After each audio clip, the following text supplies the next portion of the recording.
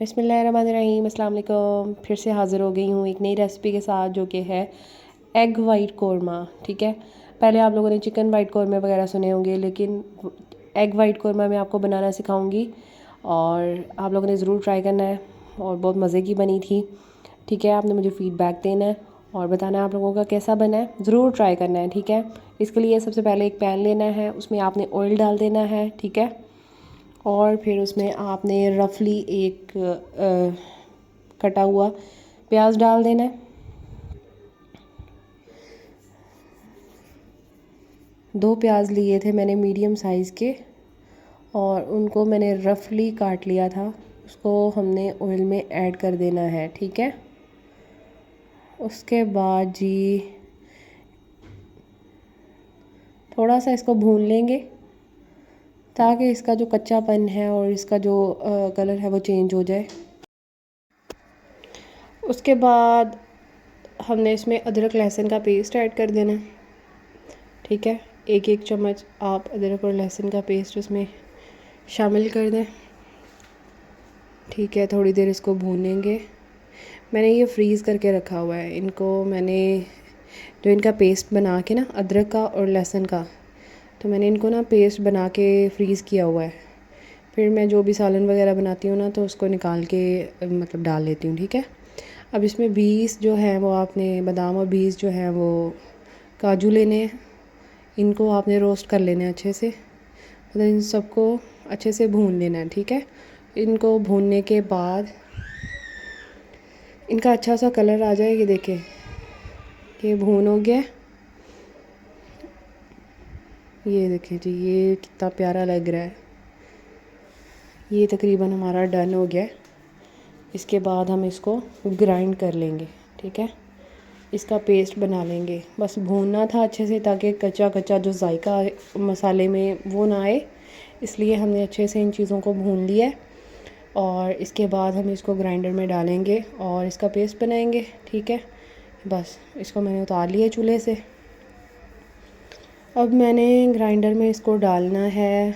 ये देखें जी, ये देखें, इसको मैंने ग्राइंडर में डाला और इसको ग्राइंड कर लेना है।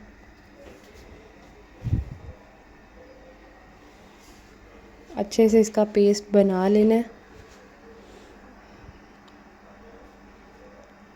चलें जी, पेस्ट बन गया। ठीक है, और अब जो है वो मैं ऑयल डालूँगी और इसमें मैं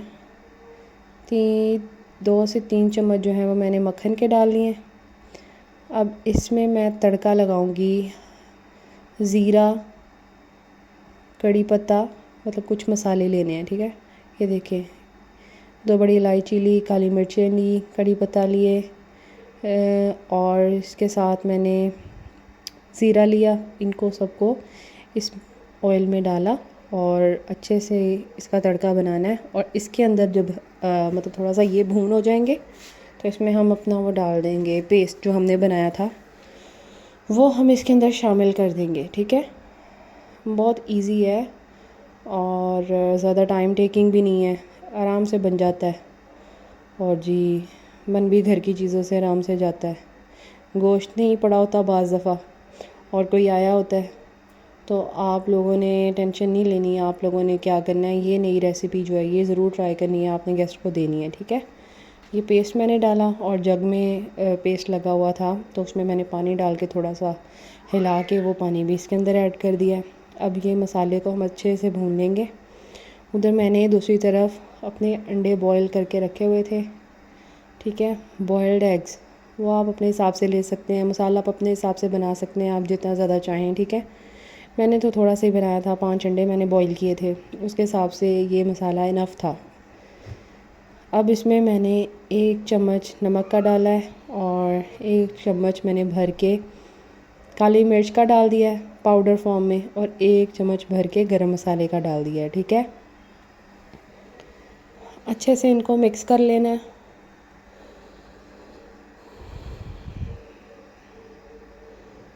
अच्छे से पका लें इसको, बस हिलाते जाओ हिलाते जाओ।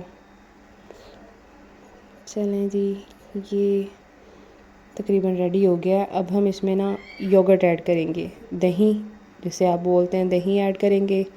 ठीक है, वो मैंने 1 कप भर के जो है ना वो दही का इसमें डाल दिया है, क्योंकि टमाटर नहीं डालने थे तो टमाटर की जगह वो मैंने योगर्ट ऐड किया है, क्योंकि हमारी वाइट कढ़ाई है, वाइट कौरमा है, तो इसके लिए इसमें मैंने टमाटर यूज़ नहीं किए, उसकी जगह मैंने दही का इस्तेमाल कर लिया है। अब इसको अच्छे से पकाएंगे ताकि दही भी अच्छे से पक जाए। और यहाँ पे मैंने अंडे बॉईल करके रखे हुए थे, 6 थे, 1 मैंने खा लिया, 5 रह गए। अब 5 को हम ऐसे कट लगाएंगे, लाइक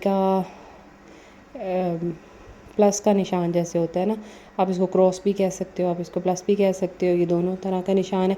इस तरह लगा लेना है ताकि जब हम इसको मसाले में डालें तो मसाला जो है वो एग के अंदर तक चला जाए। ठीक हो गया, ये मैंने निशान लगा लिए हैं। ये इधर मसाले को अच्छे से भून लिया। अब इसमें हम अंडे शामिल कर देंगे, डाली जाए अंडे।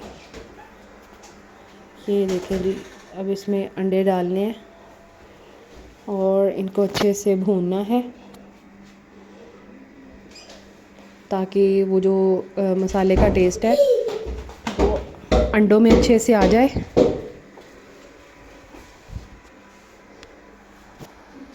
अच्छे से भून लेना है, ठीक है। भुनाई अच्छे से करेंगे तो भुनाई का जो टेस्ट है ना वो एक अलग सा होता है। फिर ये जो रेड चिली होती है वो साबुत सुरख मिर्च, वो मैंने ऐड कर दी कि वो बड़ी प्यारी लगती है, ठीक है ना, वो हमने ऐड कर दी है। अब 4 टेबलस्पून मैंने क्रीम ली है, वो नहीं है तो आप घर की मलाई ले सकते हैं, वो भी नहीं है तो आप कोई ना कुछ भी ना लें, ठीक है, ये ऑप्शनल था।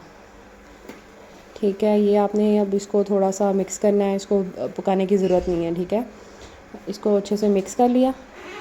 और अगर आपने घी ज़्यादा नहीं डाला, मैंने घी ज़्यादा नहीं डाला था, तो इसलिए मैंने क्या किया है, जो देसी घी है वो मैंने ऊपर से ऐड कर दिया है, क्योंकि इसको पकाने की ज़रूरत नहीं होती, ठीक है।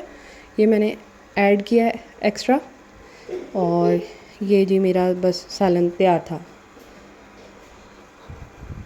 इसके ऊपर हरी मिर्चें काट के डाल दी हैं।